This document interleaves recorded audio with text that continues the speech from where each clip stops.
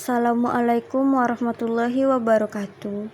Kami dari kelompok 3 dengan anggota Linda Melani, Safarhan Irfanul Fikri, Rizkanita Hafiza, dan Andindia Utama Putri ingin menjelaskan tentang manajemen bisnis syariah. Pengertian manajemen dan bisnis syariah. Manajemen berasal dari bahasa Prancis kuno. Manajemen yang memiliki arti seni melaksanakan dan mengatur.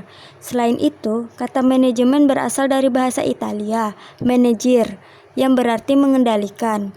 Bisnis berasal dari bahasa Inggris yang berarti usaha, perdagangan, atau usaha komersial.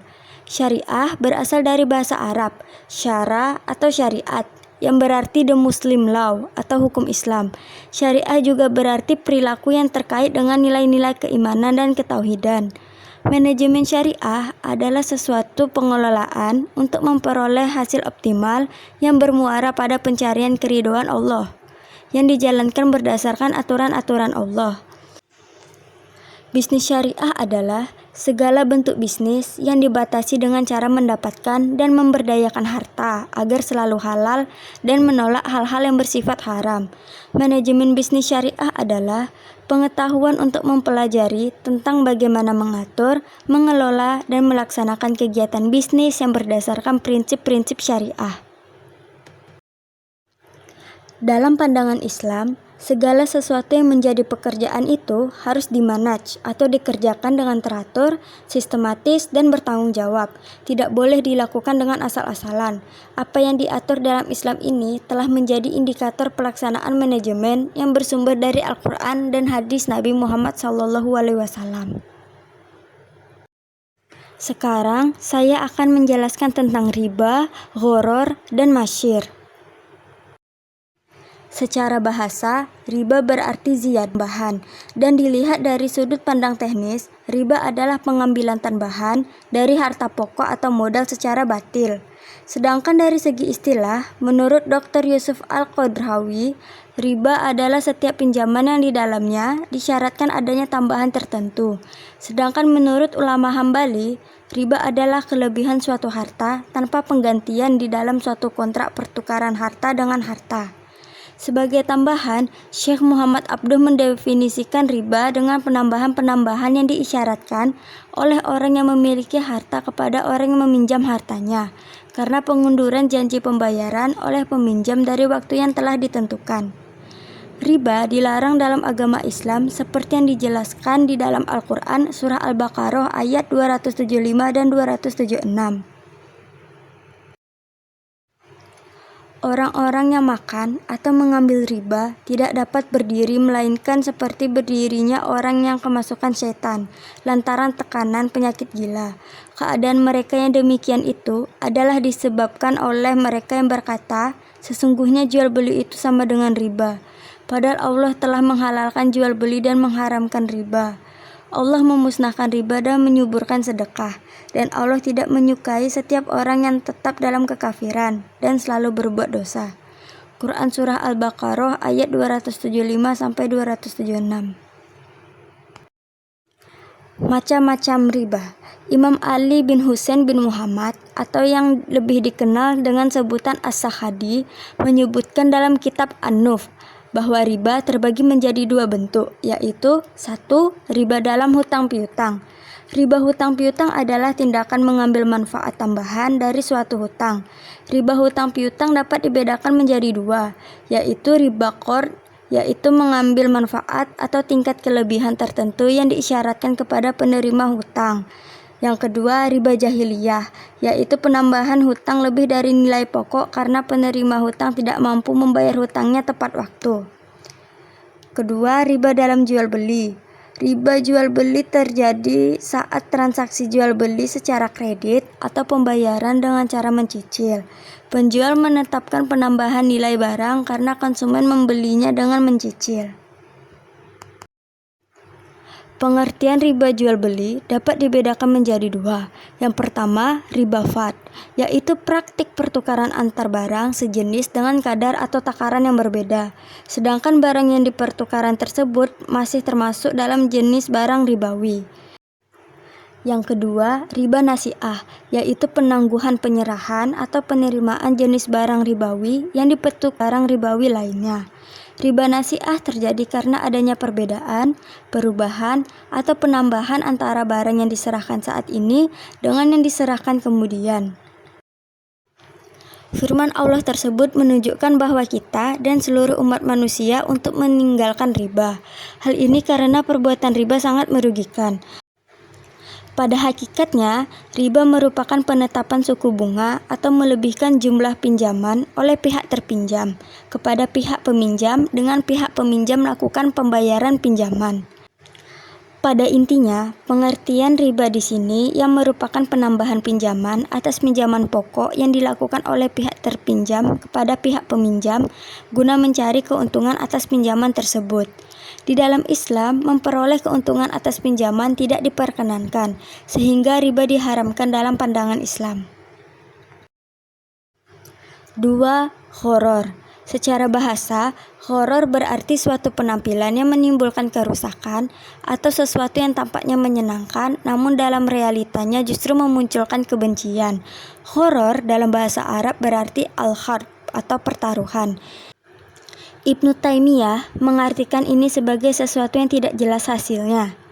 Sedangkan Syekh As-Sadi mengatakan gharar adalah pertaruhan dan ketidakjelasan. Kedua hal tersebut termasuk ke dalam kategori perjudian.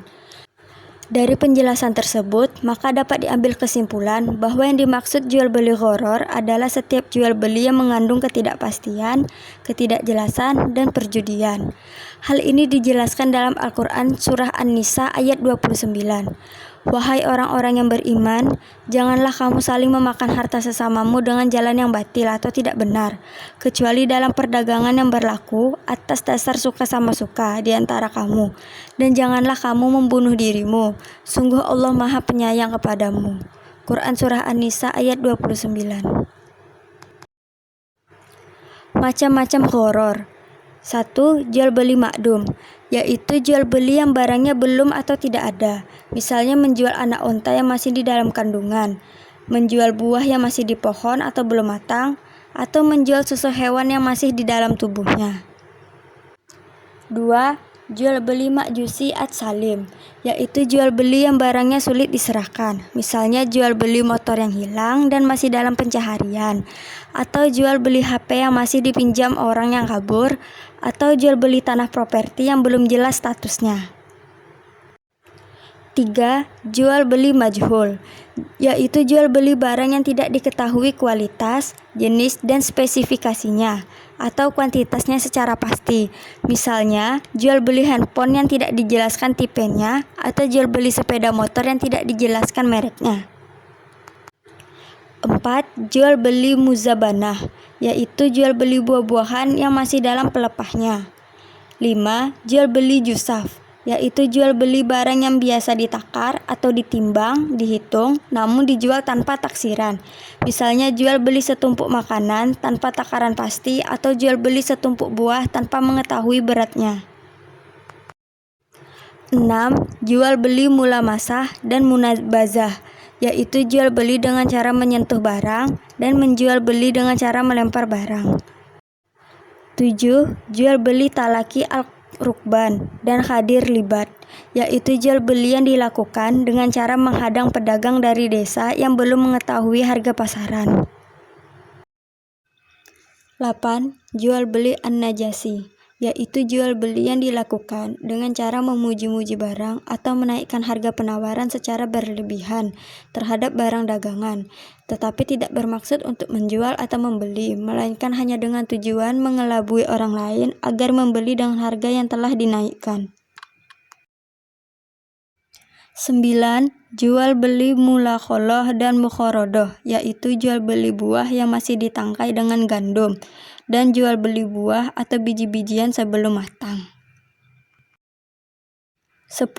Jual beli atsunaya, yaitu jual beli dengan mengecualikan sebagiannya. Misalnya, jika seseorang menjual kebun tidak diperbolehkan membaginya, mengecualikan suatu pohon yang tidak diketahui. Hal ini dikarenakan mengandung unsur ketidakjelasan. 3. Masyir, Dengan kata lain, masyir adalah perjudian. Kata masyir di dalam bahasa Arab secara harfiah, yakni memperoleh sesuatu dengan sangat mudah dan tanpa kerja keras atau mendapat keuntungan tanpa kerja. Inilah yang disebut dengan berjudi. Judi di dalam terminologi agama diartikan sebagai suatu transaksi yang dilakukan oleh kedua pihak untuk kepemilikan suatu barang atau benda maupun jasa yang menguntungkan suatu pihak dan merugikan suatu pihak lain, dengan cara mengaitkan transaksi tersebut dengan suatu tindakan atau kejadian tertentu. Agar bisa dikatakan dalam kategori judi, ada beberapa 3 unsur di antaranya. Yang pertama, adanya taruhan harta atau materi yang berasal dari kedua pihak yang berjudi. 2, adanya suatu permainan yang digunakan untuk menentukan pemenang dan yang kalah. 3, pihak yang menang mendapatkan harta semuanya dan apa yang ditaruhkan, sedangkan pihak yang kalah kehilangan hartanya. Perjudian dilarang dalam syariat Islam karena ada unsur kerugian di dalamnya antara pihak satu dan pihak lainnya. Di dalam Al-Quran Surah Al-Ma'idah ayat 90. Wahai orang-orang yang beriman, sesungguhnya minuman keras, berjudi, berkurban untuk berhala, dan mengundi nasib dengan anak panah adalah perbuatan keji, dan termasuk perbuatan keji, dan termasuk pula ke dalam perbuatan setan. Maka jauhilah perbuatan-perbuatan itu agar kamu beruntung. Quran Surah Al-Ma'idah ayat 90. Selanjutnya, saya akan menjelaskan tentang rukun dan syarat jual beli dalam Islam, yaitu akad, orang yang berakad, ma'qud alaih, dan nilai tukar pengganti barang. Rukun dan syarat jual beli dalam Islam. Akad. Akad adalah ikatan kata antara penjual dan pembeli. Mengucapkan dalam akad merupakan cara lain yang dapat ditempuh dalam mengadakan akad.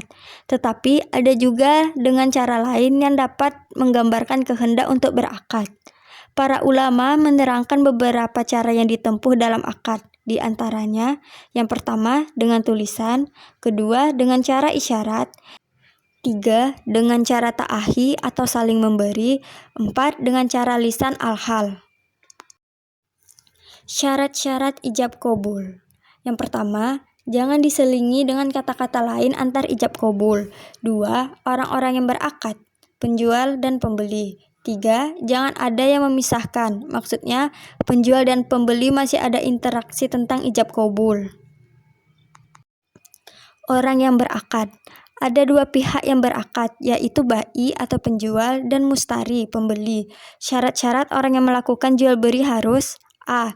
Baligh, berakal agar tidak mudah ditipu. 2.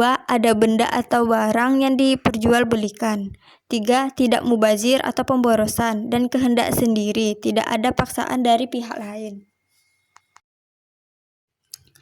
Ma'qud alaih atau objek. Sahnya jual beli harus ada ma'qud alaih, yaitu barang yang menjadi objek jual beli atau yang menjadi sebab terjadinya perjanjian jual beli. Barang-barang ini harus memenuhi syarat seperti: 1. Bersih barangnya. Maksudnya, barang yang diperjualbelikan bukan barang yang dikualifikasi ke dalam benda najis atau barang yang digolongkan haram. 2. Dapat dimanfaatkan. 3. Milik orang yang melakukan akad. 4. Mengetahui. Maksudnya, barang yang diperjualbelikan dapat diketahui oleh penjual dan pembeli dengan jelas baik sifat, zat, bentuk, dan harganya. 5. Barang yang diakadkan ada di tangan. 6. Mampu menyerahkan. Nilai tukar pengganti barang, yaitu sesuatu yang memenuhi 3 syarat. Bisa menyimpan nilai, store of value, bisa menilai atau menghargakan suatu barang, unit of account, dan bisa dijadikan alat tukar, medium of exchange. Perbedaan manajemen bisnis syariah dengan manajemen bisnis konvensional. Manajemen konvensional berkembang pesat di dunia barat. Islam tidak menentang prinsip konvensional, bahkan mendorong prinsip ini. Manajemen syariah hanya menambahkan rambu-rambu dalam prinsip konvensional agar tidak hanya ditujukan untuk memperoleh hasil di dunia, melainkan harus seimbang dengan perolehan hasil di akhirat. Manajemen bisnis syariah tidak menghalalkan segala cara dalam memperoleh keuntungan usahanya, melainkan dibatasi dengan prinsip-prinsip syariah yang berlandaskan Al-Quran dan hadis. Baiklah, hanya itu yang dapat saya sampaikan. Lebih dan kurang saya mohon maaf. Saya perwakilan dari kelompok 3, Rizkanita Hafiza, pamit undur diri. Terima kasih. Wassalamualaikum warahmatullahi wabarakatuh.